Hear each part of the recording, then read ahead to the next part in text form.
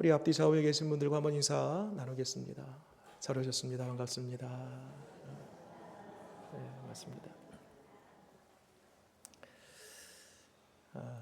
우리는 지금 히브리서 말씀을 한 장 한 장 지금 강의 설교를 통해서 말씀을 듣고 있습니다. 히브리서는 다른 복음서나 이 서신서와는 다르게 신학적인 그리고 논리적이고 변증법적인 방법을 사용해서 누구보다 더 이와 같은 비교의 대상들을 지정해 놓고 우리 예수님이 훨씬 더 크고 위대하고 탁월하고 차원 다르신 분이다라는 것을 계속해서 변증해 가고 있음을 보게 됩니다. 그래서 앞에 우리가 쭉 보았듯이 우리 예수님은 구약의 그 많은 여러 선지자들보다도 천사들보다도 심지어는 모세보다도 우리 예수님은 훨씬 더 뛰어나신 분이다. 그러므로 이 히브리서의 원 독자들이요, 두려워하지 말라. 그 뛰어나신 탁월하신 높으신 그 예수님이 여러분과 함께 계시지 않습니까? 그러니 두려워하지 마십시오 라고 그렇게 정리해 볼 수 있겠습니다.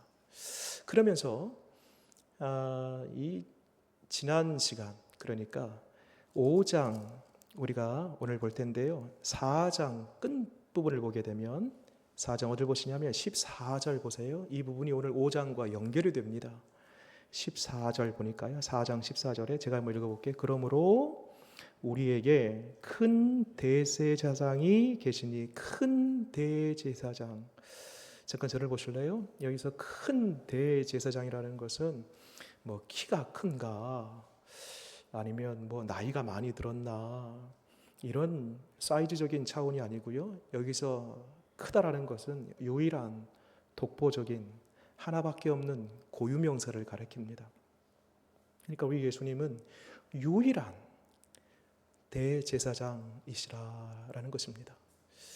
여기에서 이제 5장으로 넘어가기 전에 오늘 5장도 이 대제사장과 관련된 말씀이 쭉 연결되는데, 5장 넘어가기 전에 예수님이 장차 큰 대제사장, 유일하신 독보적인 대제사장으로 오실 것이다 라는 과거 역사적 약속의 배경이 있습니다.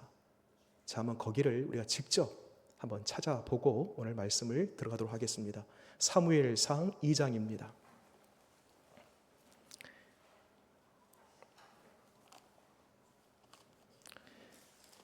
사무엘상 2장을 펴두시고요. 절은 제가 조금 이따 가르쳐 드리겠습니다. 절을 보고 제가 설명을 드린 다음에 절을 한번 확인해 보겠습니다. 일단은 사무엘상 2장을 펴 놓으십시오. 하나님께서 모세 시대 때에 성막을 지으라라고 하면서 처음에는 이제 모세가 이 성막에 직접 관리자가 되고 그 성막 안에 들어가서 제사장의 역할을 감당했었죠. 그러다가 모세 이후 하나님께서 아론을 부르시고 아론을 통하여서 이제 실제적인 그 성막 안에서의 제사장의 직무를 감당하게 했습니다. 그리고 아론을 중심으로 해서 아론의 후손들이, 다르게 표현하면 아론의 반차죠. 반차, 오늘 반차라는 표현이 나오는데 아론의 후손들, 아론의 계열, 아론의 계통을 통하여서 계속하여 그 제사장의 직무를 감당하도록 했습니다. 근데 잘 감당했는가? 제대로 했는가? 보니까요, 점점 시간이 흐르면 흐를수록 더 좋아지고 나아져야 되는데 하나님 세우신 이 아론의 후손의 제사장들이 점점 망가지기 시작합니다. 새로워지기는커녕 변질되기 시작합니다. 급기야 사사시대를 보니까요, 그때 이제 우리가 알다시피 마지막 사사가 사무엘 아니겠습니까? 사무엘 바로 직전에 그 제사장의 모습을 보니까요, 사무엘상 1장 2장에 한나의 이야기가 나옵니다. 그때 당시 활동했던 제사장이 엘리 제사장이에요. 엘리 제사장이 하나님의 음성을 듣고 그 말씀을 따라 제사를 집례해야 됨에도 불구하고 도무지 귀가 어두워 심령이 닫혀져서 하나님의 말씀을 듣지 못해요. 누가 듣습니까? 나중에 보니까 사무엘이 듣지 않습니까? 성전에서.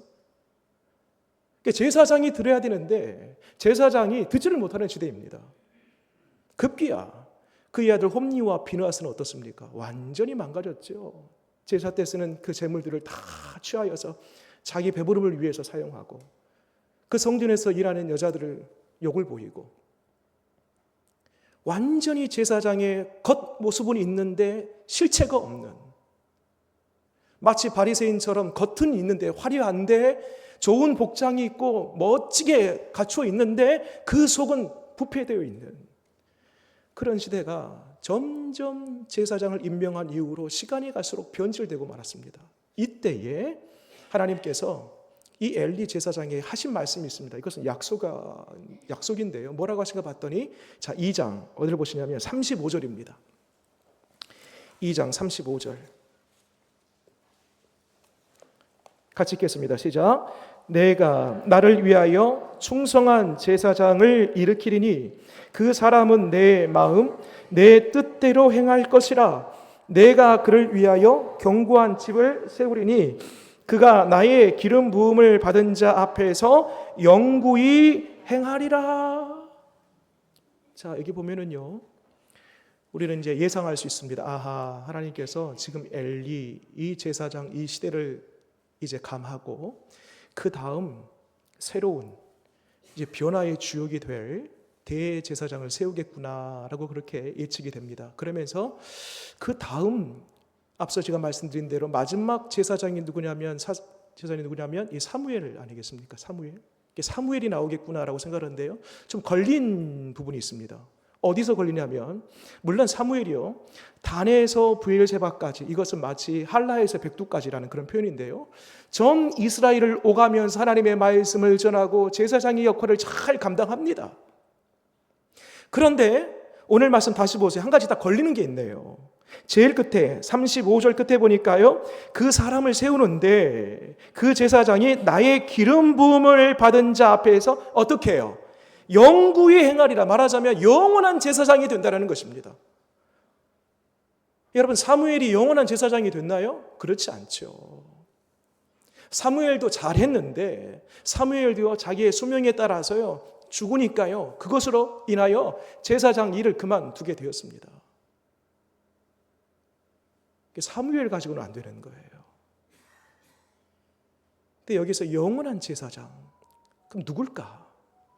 바로 오실 메시아이신, 그리고 유일한 독보적인 차원 다른 only 한 분이신 예수 그리스도가 영원한 대제사장으로, 큰 대제사장으로 오실 것이다 라는 예표가 여기에 담겨져 있는 것입니다. 이게 바로 오늘 이 히브리서 5장의 영원한 대제사장, 히브리서 4장에서 큰 대제사장으로 오실 분에 대한 역사적인 기원과도 같은 약속의 말씀이 되겠습니다.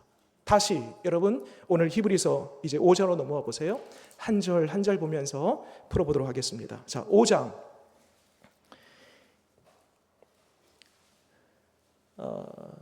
우리 오늘 초점은 어디에 맞추냐면, 인간 대제사장과 예수님을 비교하면서 공통점 그리고 명확한 차이점, 이 두 가지 초점을 가지고 오늘 말씀을 살펴보도록 하겠습니다. 자, 1절 말씀 보세요. 제가 읽어보겠습니다. 대제사장마다 사람 가운데서 택한 자이므로 하나님께 속한 일에 사람을 위하여 예물과 속죄하는 제사를 드리게 하나니.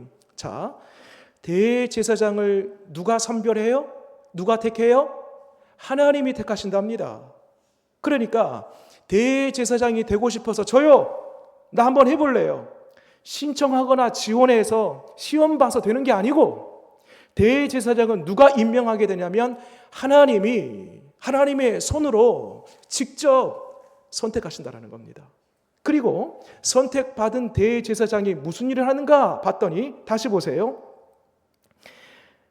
예물과 속죄하는 제사를 드린답니다. 예물과 속죄하는 제사, 누구를 위해서? 그 앞에 보세요. 하나님께 속한 일에 누구를 위하여? 사람을 위하여. 정리해 보겠습니다. 자, 저를 보겠습니다. 대제사장이 있어요. 인간 대제사장. 누가 불러요? 하나님이 불러요. 누구를 위해서? 사람을 위해서. 뭐 해요? 예물과 제사를 지내는 것입니다. 자, 여기서 중요한 포인트가 뭐냐면 이제 지금 잠시 후에 예수님과 비교할 거예요. 하나님이 대제사장을 직접 부른다는 것입니다. 그러니까 인간 대제사장이 어찌 하나님 앞에서 사람을 위하여 하나님의 일을 할 수 있을까? 자격 없는 대제사장이 인간인데, 그것은 순전히 하나님이 불렀기 때문에, 하나님이 허락했기 때문에 이게 가능한 거예요. 자, 그러면 예수님과 비교해 볼게요. 자, 어딜 보시냐면 5절입니다.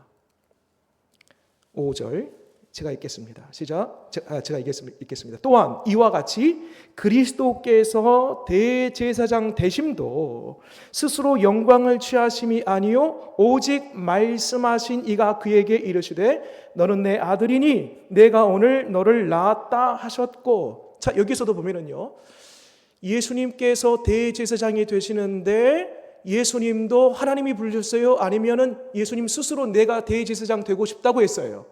하나님이 부르셨답니다. 여러분 좀 이상하지 않나요? 성자이신 예수님이 성부에게 아버지, 제가 좀 다녀와야 되겠습니다. 손들어서 지원해서 얼마든지 성자 예수님 하나님이시기 때문에 그렇게 하실 수도 있는데 뭐라고 한 거 봤더니 성부 하나님이 성자 예수님을 부르셨답니다. 여러분, 여기에 우리 예수님께서 인간으로 오실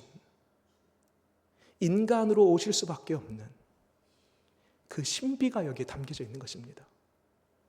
얼마든지 스스로 성부에게 말씀하셔서 올 수 있음에도 불구하고 그 때를 기다리고 인내함으로 참다가 성부로부터 부름을 받아서 이 땅 가운데 오신 것은 전적으로 인간 대제사장이 순전히 하나님으로부터 부름받아 세워진 그 전철을 우리 예수님도 밟고, 또한 완전한 인간으로 이 땅 가운데 오시기 위한 그 신비가 여기에 담겨져 있다는 것입니다.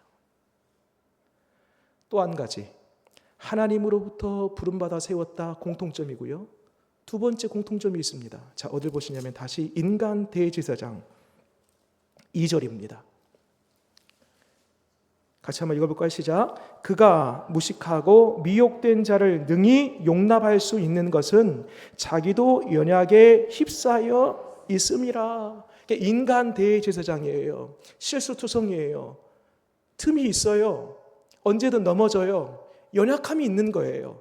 그러므로 지금 제사를 지내기 위하여 온 바로 그 백성들, 그 사람들, 죄 투성이인 그 사람들의 심정을 잘 이해한다는 거예요.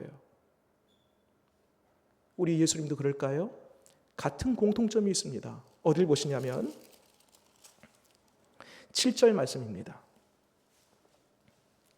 함께 읽겠습니다. 시작. 그는 육체에 계실 때에 자기를 죽음에서 능히 구원하실 이에게 심한 통곡과 눈물로 간구와 소원을 올렸고 그의 경건하심으로 말미암아 들으심을 얻었느니라.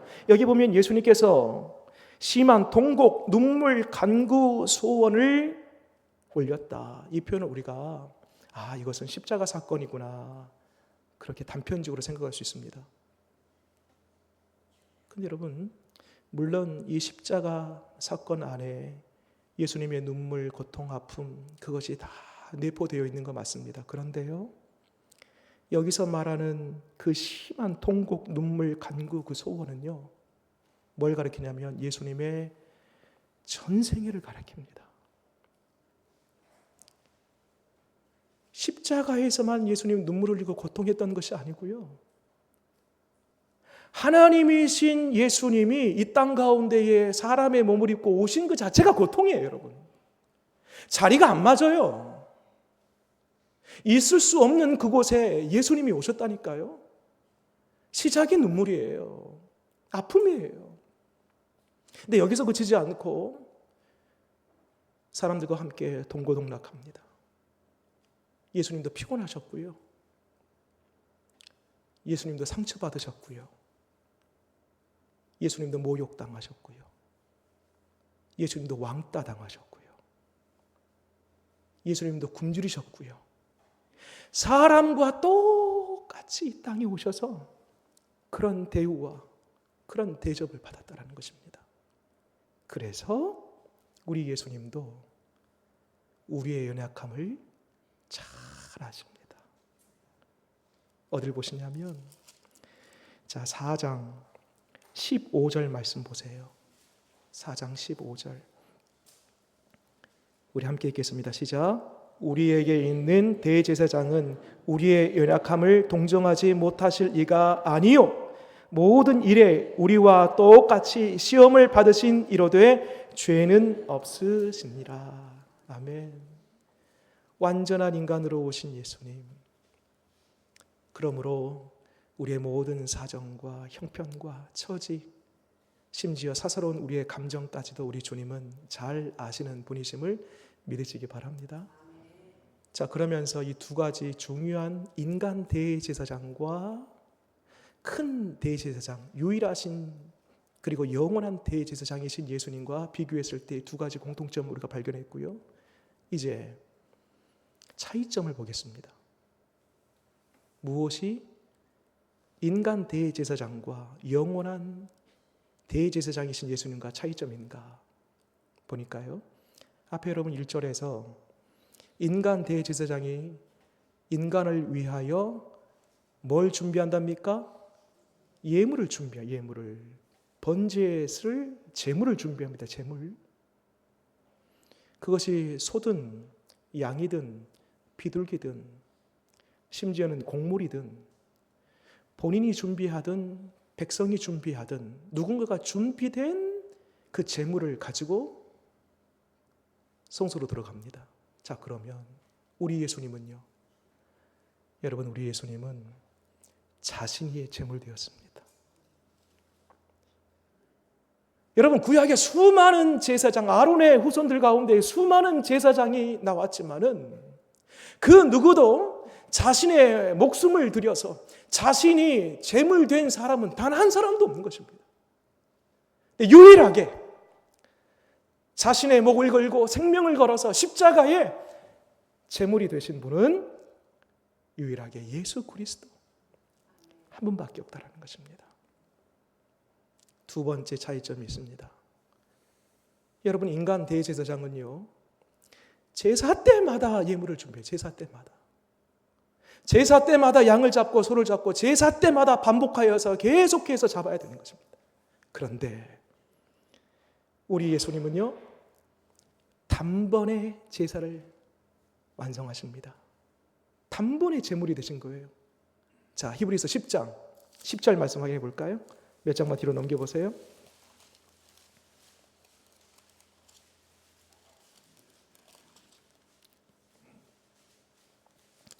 히브리서 10장 10절 읽겠습니다. 시작. 이 뜻을 따라 예수 그리스도의 몸을 단번에 들이심으로 말미암아 우리가 거룩함을 얻었노라. 이게 무슨 말이에요? 우리 예수님께서 단번에 제물이 되어 주심으로 말미암아 이제는요, 이후로는 제물 드릴 필요가 없다는 것입니다. 여러분, 여기서 단번이라는 것은요, 마찬가지로 고유명사입니다. 유일하게 딱 한 번, 이거면 족하다는 것이에요. 마지막 세 번째 차이점이 있습니다. 이게 아주 결정적인데요.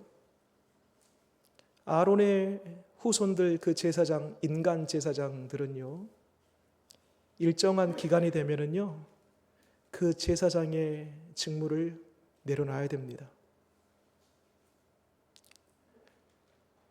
그가 수명이 다했든지 아니면 병들어서 어쩔 수 없이 그 일을 못하든지 한계가 있습니다.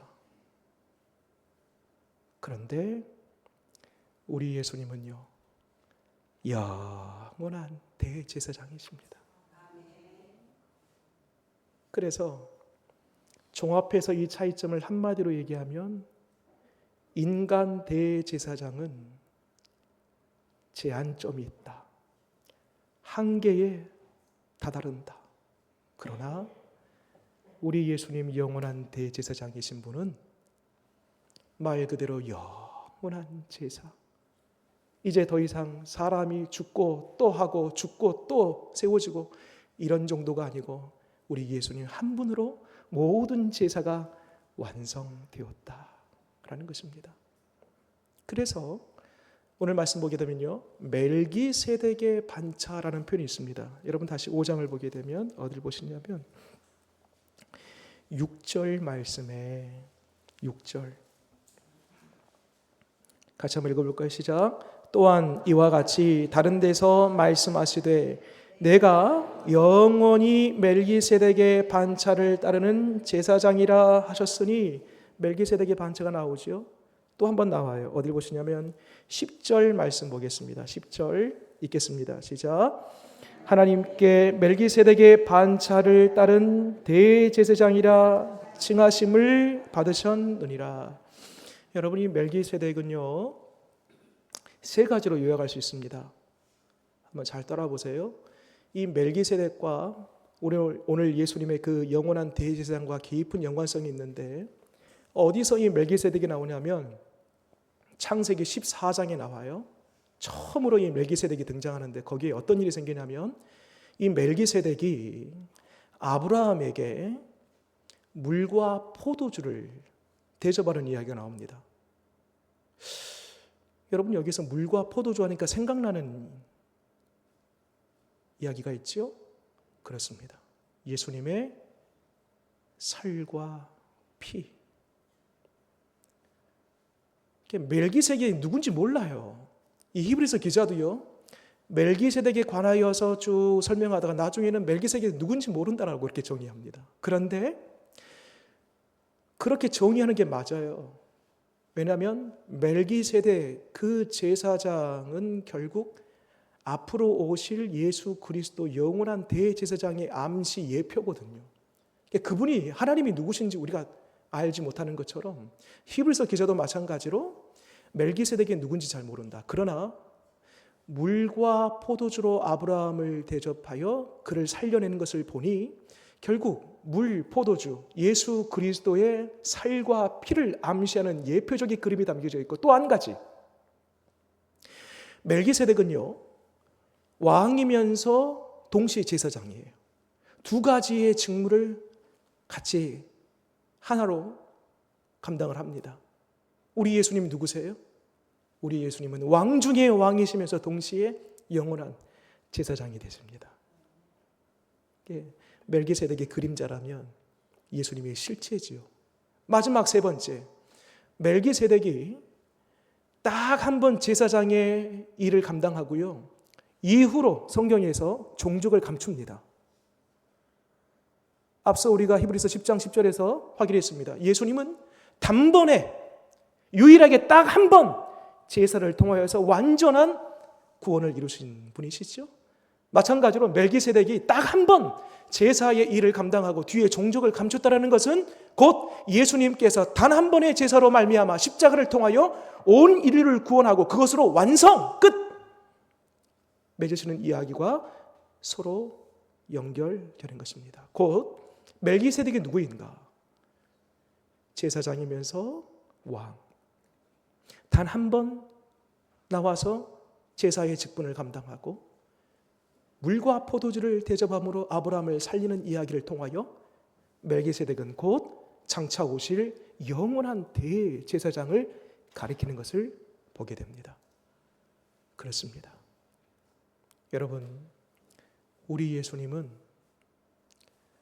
인간 대제사장이 할 수 없는, 가질 수 없는, 이룰 수 없는 그 한계를 초월하여 영원한 제사장으로 단번에 몸을 그 십자가에 못 박으심으로 말미암아 우리에게 참된 구원의 은총을 베푸신 유일한 하나님 되심을 믿으시기 바랍니다. 그래서 여러분, 말씀드렸습니다. 라틴어로 이 제사장은 폰티펙스, 그러니까 교량 달이라고 했습니다. 과거 구약의 대제사장은 흉내를 냈어요. 그것도 다리가 이어지듯 하다가 중간에 끊겨요. 자꾸 죽으면 끝나고 죽으면 끊어지고. 우리 예수님은요, 그 영원한 다리, 죄인과 하나님 사이에서 유일한 다리가 되어 주심으로 말미암아 과거에도 현재에도 앞으로도 그 다리만 건너면, 예수 그리스도의 이름만 부르고 그분만 믿으면 누구든지 영원한 하나님의 나라에 입성할 뿐만 아니라 이제는 죄의 모든 문제가 해결되어지고 하나님의 자녀되는 특권을 누리게 됨을 믿으시기 바랍니다. 그러기에 이 원 독자들에게 이 말씀이 딱 선포되었을 때 얼마나 든든했을까요? 우리에게는 영원한 대제사장이신 예수 그리스도가 계신다. 그러므로 두려워할 필요가 없구나 라는 그러한 담대함이 생겼지 않겠습니까? 여러분, 이 은혜가 동일하게 저와 여러분 가운데 있기를 바랍니다. 기도하겠습니다.